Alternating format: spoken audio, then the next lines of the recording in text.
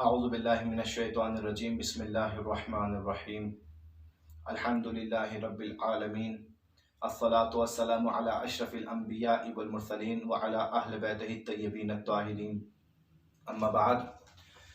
آج سورہ حجرات کی تفسیر کے متعلق تیسرا درس ہے۔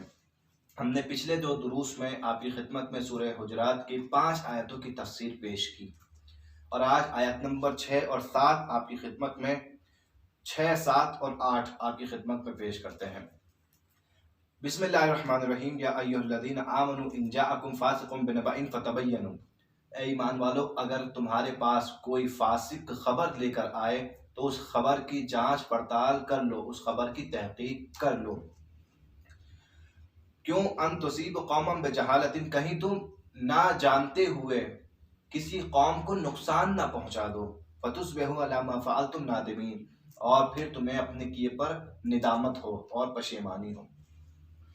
اس آیت کے شان نزول کے بارے میں روایت ہے کہ ولید بن عقبہ رسول خدا صلی اللہ علیہ وآلہ وسلم نے اسے ایک قبیلے کی طرف بھیجا کہ جاؤ اور وہاں سے خمس و زکوٰۃ لے کر آؤ۔ جب یہ چلا تو راستے میں یہ گھبرا گیا، کیونکہ اسی کا قبیلہ تھا، اور یہ سوچنے لگا کہ اس قبیلے میں میری دشمنی بہت ہے، لہٰذا کہیں اگر میں وہاں گیا تو مجھے قتل نہ کر دیں، لہٰذا یہ آدھے راستے سے واپس آ گیا۔ اور آنے کے بعد میں اب رسول کو کہتا ہے کہ یا رسول اللہ، وہ تو آپ کو زکوٰۃ دینا ہی نہیں چاہتے، وہ تو آپ کے خلاف پلاننگ کر رہے ہیں، وہ تو آپ کے خلاف منصوبہ بنا رہے ہیں۔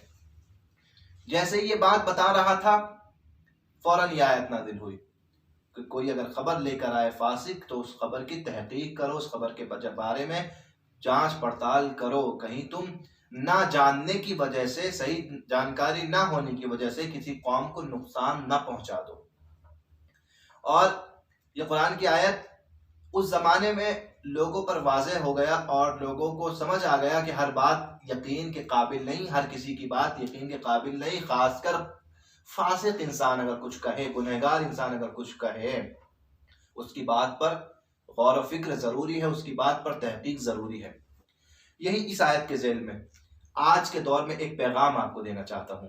وہ پیغام یہ ہے، ہم آج سوشل میڈیا، ہر کوئی سوشل میڈیا پر موجود ہے، فیس بک، واٹس ایپ، تمام سوشل میڈیا سائٹس، ان پر ہزاروں کی تعداد میں نہیں، لاکھوں کی تعداد میں غلط خبریں اور فیک میسیجز آتے ہیں۔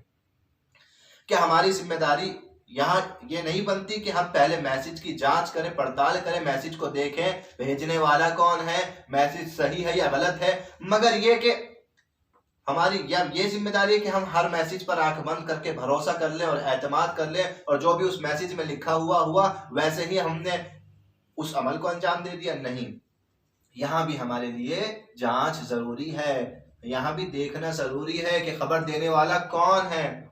یہاں تو ہمیں یہی نہیں پتا کہ میسیج بھیجا کس نے ہے۔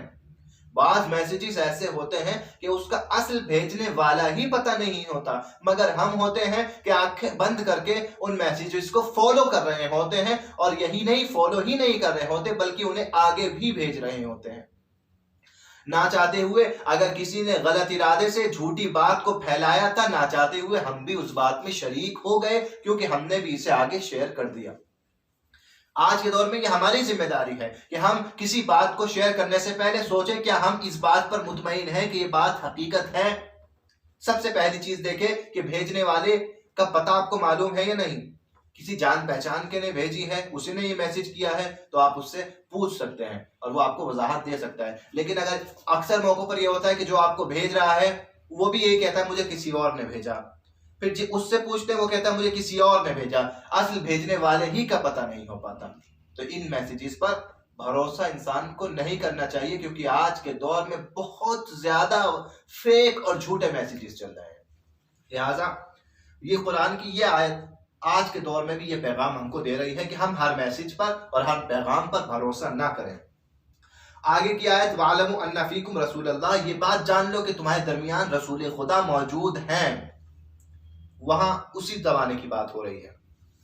لَوْ يُطِيعُكُمْ فِي كَثِيرٍ مِّنَ الْأَمْرِ لَعَنِتُّمْ، اگر یہ رسول تمہاری بہت سی باتوں میں تمہاری باتیں ماننے لگ جائے تو خود تمہارے لیے پریشانی کا سبب بن جائے گا۔ تم چاہتے ہو کہ اس رسول کو اپنی باتیں منواؤ؟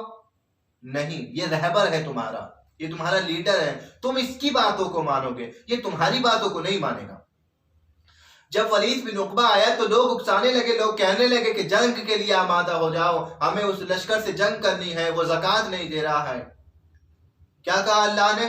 تم چاہتے ہو کہ رسول پر اپنے مشوروں کو تھوپو، تم چاہتے ہو رسول تمہاری اطاعت کرے؟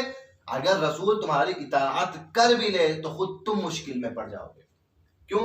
کیونکہ وہ ہادی ہے، وہ ہدایت کرنے کے لیے آیا ہے، ہدایت دینے کے لیے آیا ہے، اسے پتا ہے کہ کیا کام کب کرنا ہے۔ وہ اگر تمہارے کہنے پر کرنے لگے تو خود تمہیں مشکل اس کی ہو جائے گی۔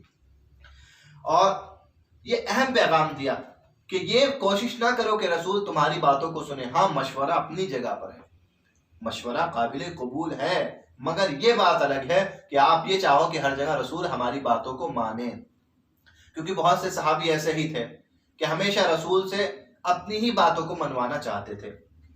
پھر آگے کہا وَلَكِنَّ اللَّهَ حَبَّبَ إِلَيْكُمُ الْإِيمَانَ، مگر کچھ لوگ ایسے ہیں کہ جن کے دلوں میں اللہ نے ایمان کو روشن کر دیا، ایمان کی محبت ڈال دی۔ حَبَّبَ إِلَيْكُمُ الْإِيمَانَ وَزِينَتَهُ فِي قُلُوبِكُمْ، ان کے دلوں میں ایمان کی محبت آ گئی اور ایمان زینت بن گیا ان کے دل کے لیے۔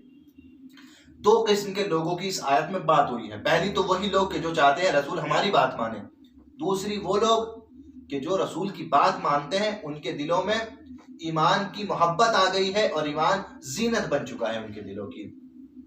اور وَكَرَّهَ إِلَيْكُمُ الْكُفْرَ وَالْفُسُوقَ وَالْعِصْيَانَ، اور ان کے دلوں میں کفر، فسق اور گناہ، یہ چیزیں جو ہیں ان کے دلوں میں جو ہے کراہیت بن چکی ہیں، برائی اختیار کر چکی، یعنی ان کے دلوں میں ان چیز سے نفرت آ چکی ہے، کفر سے نفرت آ چکی ہے، فسوق سے، گناہ سے نفرت آ چکی ہے، اور عصیان، نافرمانی سے نفرت آ چکی ہے۔ ان تین چیزوں سے ان کے دلوں میں نفرت ہے اور ایمان سے ان کے دلوں میں محبت ہے، ایمان کی محبت ہے۔ اولئک ھم الراشدون، یہی لوگ کامیاب ہونے والے لوگ ہیں۔ کون؟ کہ جو رسول کی اطاعت کریں اور رسول کی فرمانبرداری کریں، یہ نہ چاہیں کہ رسول ہماری اطاعت کرے۔ فضلا من اللہ و نعمہ، ان کے اوپر اللہ کا فضل ہے اور اللہ کی نعمت ہے۔ واللہ علیم الحکیم، کہ بے شک اللہ جاننے والا اور حکمت والا ہے۔ یہ آیت نمبر 6، 7 اور 8 جو اپنے اہم پیغامات کے ساتھ میں ہمیں درس دے رہی ہیں۔ کیا درس دے رہی ہیں؟ سب سے پہلا درس، ایمان انسان کو اس درجے کا ہونا چاہیے کہ اپنے ایمان سے اور اپنے تمام اعمال سے اللہ کے لیے ایمان سے انسان عشق کرے، محبت کرے۔ انسان کی محبت ایمان سے ہونی چاہیے، اور انسان کے لیے ایمان زینت بننا چاہیے۔ اور اگر وہ ایماندار ہے پھر اسے گناہ سے نفرت ہونی چاہیے، پھر اسے فسق سے اور کفر سے نفرت ہونی چاہیے۔ اور یہاں پر جو لوگ اس طریقے سے ایمان کی محبت کو اپنے دل میں سجاتے ہیں، یعنی ایمان عشق کا نام ہے، ایمان محبت کا نام ہے۔ انسان جب عشق میں معراج پر پہنچتا ہے تو وہ مومن بنتا ہے، تو متقی بنتا ہے۔ اور دوسری بات، انسان کو اپنے رہبر کی پیروی کرنی چاہیے، اتباع کرنی چاہیے، نہ کہ یہ کہ انسان یہ چاہے کہ رہبر میرے اکارڈنگ چلے اور میرے حساب سے چلے۔ یہ دوسرا ان آیتوں کا اہم پیغام ہے۔ اور تیسرا پیغام، انسان کو ہمیشہ ہدایت کے لیے دعا کرنی چاہیے کہ پروردگار اسے ہدایت دے، اور اس کے لیے کیا ضروری ہے؟ انسان ہر خبر پر یقین نہ کرے، کہیں وہ راہ راست سے منحرف نہ ہو جائے۔ انشاءاللہ آگے کی آیتیں آپ کی خدمت میں اگلے درس میں پیش کی جائے گی۔ والسلام علیکم ورحمۃ اللہ وبرکاتہ۔